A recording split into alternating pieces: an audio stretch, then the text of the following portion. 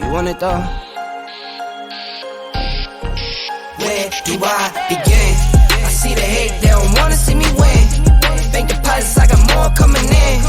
Top down, throw the money in the wind. I don't want it all. I'm Ehren from the Hot Tag Hooligans Wrestling Podcast Show, and here comes this week's 5-minute time limit.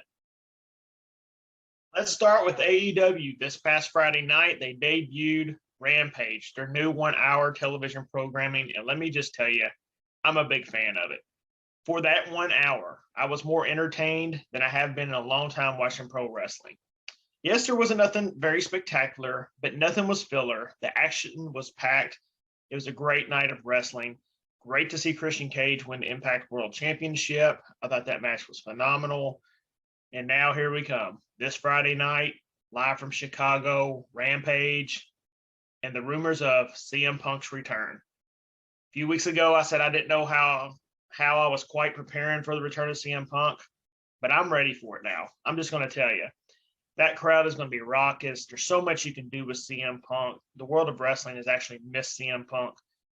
Whether you're a fan of him or not, he's entertaining. His mic skills are great. He always gives you everything he can inside the ring. And I'm very, very intrigued to see what they do with CM Punk and AEW. The tease so far has been Darby Allin to perhaps start it off. And if so, hey, you can't go wrong with that matchup. But in a long-term process, where are they going to go with him? Is it Kenny Omega? Is it Miro?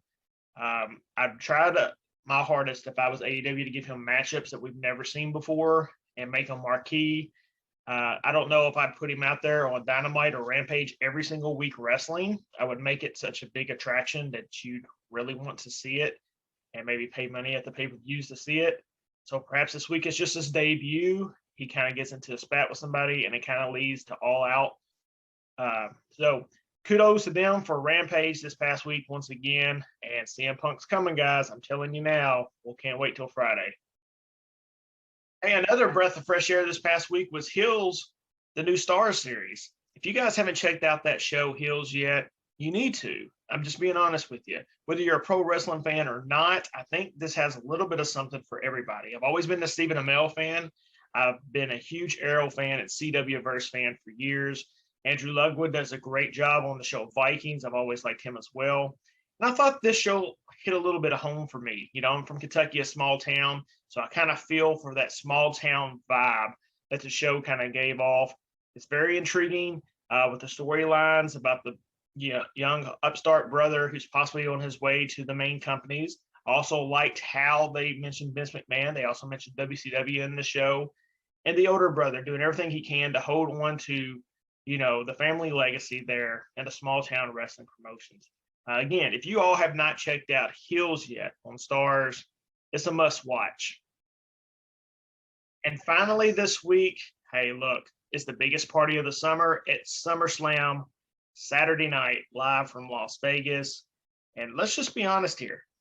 If CM Punk is on Rampage this coming Friday night and WWE doesn't want to play second fiddle to AEW, then guess what? They've got to hit a home run with this SummerSlam. And the card is actually set up to do so. Let's be honest. You've got Bianca Belair versus Sasha Banks in a rematch for one of the best WrestleMania matches of this past year. Big question mark is they have been pulled from action all week long. Is something going on with those two? Perhaps COVID, perhaps not. I hope not. I know there's some rumors flying around. Let's just hope that they were getting a little extra practice in and a little extra rest before heading to Las Vegas. John Cena versus Roman Reigns. The booking for this, in my opinion, has been phenomenal.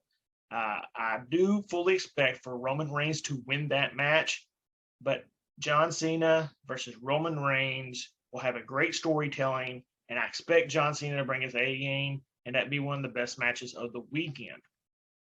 Bobby Lashley versus Goldberg.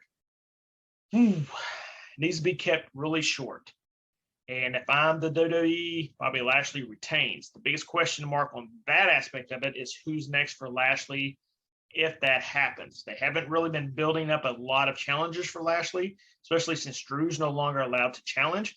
I guess Big E could always cash in on Money in the Bank, but Baron Corbin's running around with the briefcase, and I'm hoping that's not a whole other Miz and Otis situation.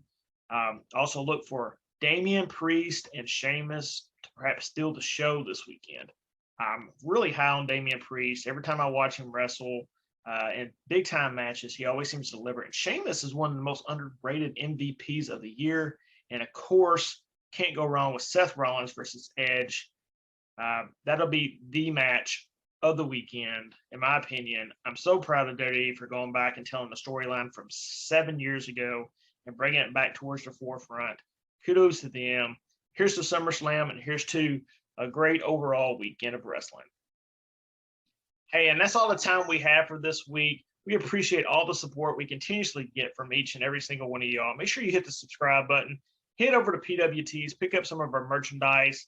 If you're in for a good wrestling book as well, make sure you pick up Independent Road or Wrestler's Journey, telling the life stories of some great talents such as Epi, Billy Starks, Molly Spartan, Alex Gracia, Matt Sigmund, and many, many more.